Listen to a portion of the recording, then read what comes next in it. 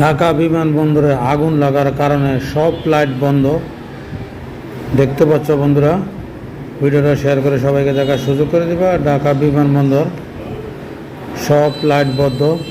দেখতে পাচ্ছ ভয়াবহ আগুন লাগলো বিমানবন্দরে। ঢাকা সব ফ্লাইট বন্ধ হয়ে গেছে। প্রচুর মানুষ দাঁড়িয়ে দাঁড়িয়ে দেখতেছে এবং অনেকগুলো ফায়ার সার্ভিস কাজ করতেছে। তারপরও আগুন নিয়ন্ত্রণে আনা যাচ্ছে না। দেখতে পাচ্ছ সেনাবাহিনী পানির জন্য মাইকিং করতেছে, পানি, খাওয়ার পানিও নেই। জনগণের কাছে একটু সাহায্য চাচ্ছে, খাওয়ার পানি ব্যবস্থা করা, কেননা সব ধরনের ইউনিট কাজ করতেছে আগুন নিয়ন্ত্রণে আনার জন্য, চেষ্টা চালিয়ে যাচ্ছে, কিন্তু এখনও আগুন নিয়ন্ত্রণে আসে না। দেখতে পাচ্ছ ফায়ার সার্ভিসের অনেকগুলো টিম কাজ করতেছে এই আগুন নিয়ন্ত্রণ আনার জন্য। বন্ধুরা দেখতে পাচ্ছ প্রচুর